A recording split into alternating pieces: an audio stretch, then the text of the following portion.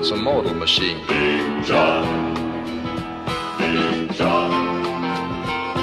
They'll tell you of storms no other got through, and mountains that conquered, carrying two. The big black sled that knows no fear. The first name is John, the last name is Deere. John. Okay, back in the garage, and oh, what's this? Whoops, sidetracked. So, the liquefier's running and such. Still not the best bodywork, guys. So the hood isn't. The hood's not even started yet. I don't really want to deal with that right now. So I was taking the batteries out of the tractors that are in the barn, and I hooked the chain onto the LX here and yanked it up here because I didn't think it was too bad of a problem.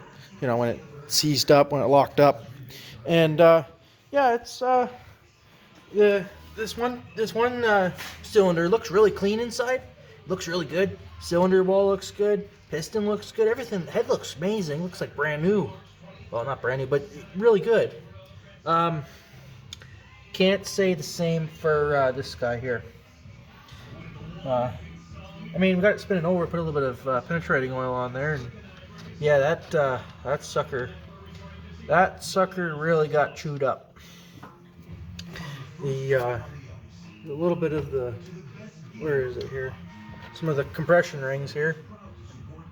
There's about 3 or 2/3 of the top one.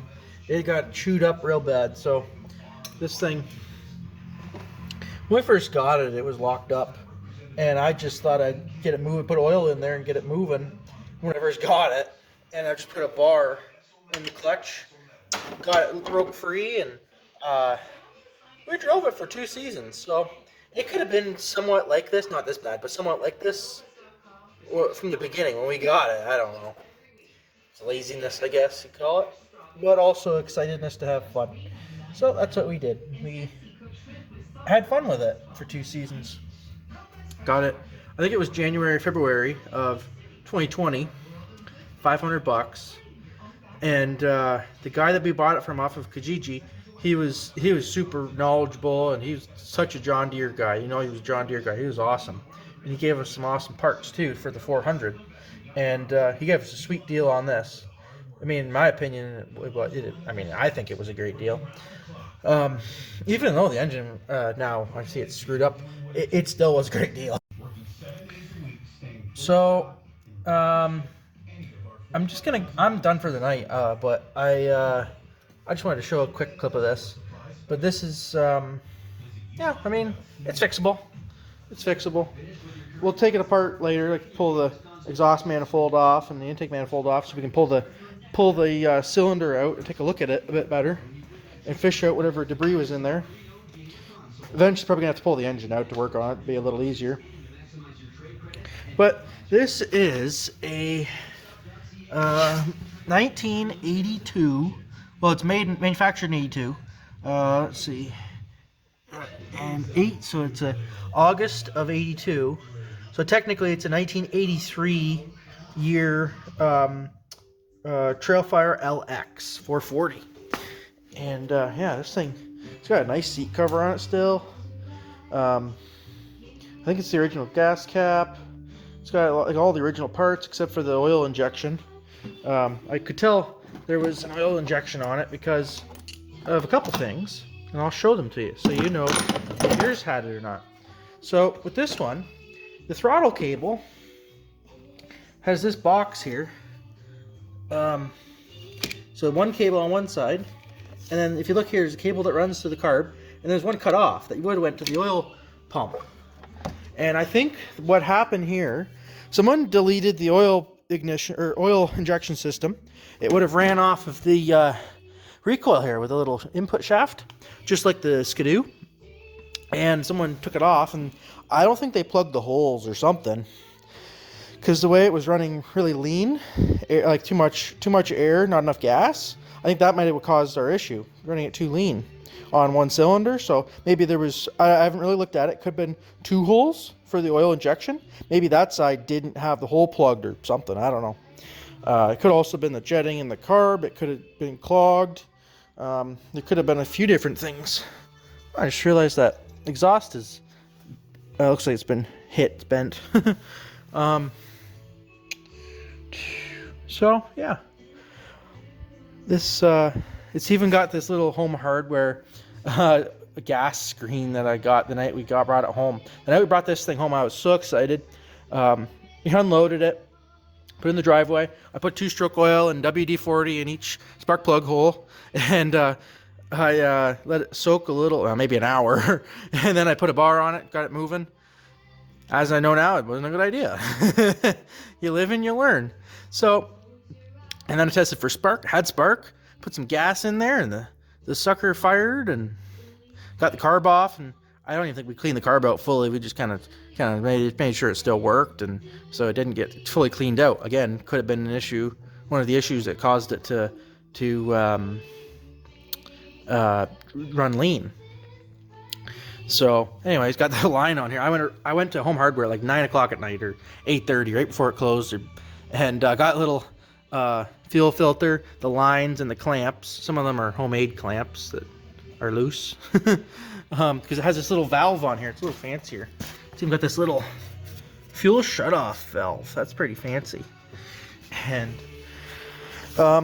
we loaded it in the truck the next day, and that weekend we brought it out to the farm, and whew, this thing was awesome. It was great. First time I'd been on a snowmobile in a couple of years, so it was pretty wicked.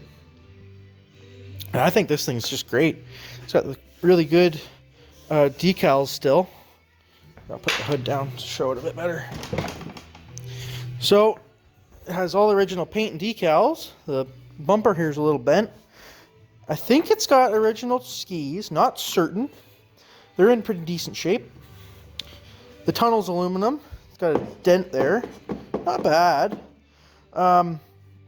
It has the tachometer and the speedometer. I don't think the speedometer works. The tach works, but I don't think the speedometer does. Let's see if there's even a cable. Yeah, there's a cable on there, so it must just be stripped or something. And it's actually got little illuminator lights to illuminate the tach and the speedometer, so they'll light up. Now it claims to have 3,841.6 kilometers on it. I don't know if those are accurate because the speedometer doesn't work, but they could be. Like, it could have somewhat around there because we haven't used it that much. I'd say maybe we put on 100 kilometers, maybe 200.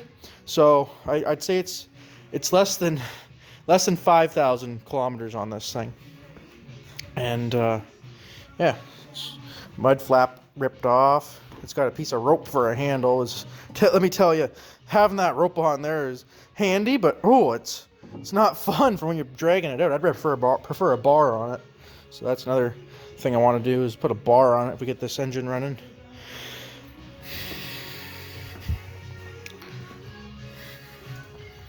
And what else was there on this? There's this aftermarket kill switch. I don't know. It works, but I don't know.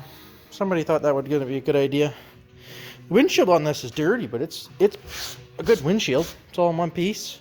Just got to get it cleaned up. I wanted to try and do the same thing I did with the liquefier hood. Get it really, really clean, and then spray some of that clear coat on it. See if it makes it shine like the liquefier one did. Not important right now, though. Anyway, that's all for tonight. Thanks for watching. I was looking up something about Canadian specials, and so the Canadian special is a Trailfire built between 1981 and 82, I guess. And the serial number, I don't know what it was. It was like 1165 000 to 190 000. I don't know, something like that. Anyway, I have to look online. But a Canadian special is supposed to be a more special Canadian Trailfire. I'm not sure if that means they were manufactured in Canada. I'll have to look into it a little more, but people were calling them that. I thought it sounded kind of neat. And I don't believe this is one because it's an LX and it's let me see. I mean, it's manufactured in 82, so yeah, I don't know what it's got a different serial number than the ones that they were claiming are oh, here, manufactured in Illinois. Yeah, so I don't know. But this came from the Elmira John Deere dealership. It's been wiped off, but used to be serviced at the Elmira, Ontario John Deere dealership. That's neat. Elmira Farm Service Limited. I don't know if they're still in business or not. I should find out. Maybe they worked on this sled. Maybe I probably sold the sled. Who knows? And where is it here? There, Elmira Farm Service. Yeah. Sold, yeah, right there. Sold by Elmira Farm Service. That's where it came from. Port Elgin Trail Drifters. I wonder where that is. Well, Port Elgin, that's... Shoot, I think I've been there. But Trail Drifters, I wonder if they're still around. I should look that up. I wonder if the original owner's still alive. So that is neat. Oh well. Well, thanks for watching, and take care, and check out some more of the videos that I've got on the page.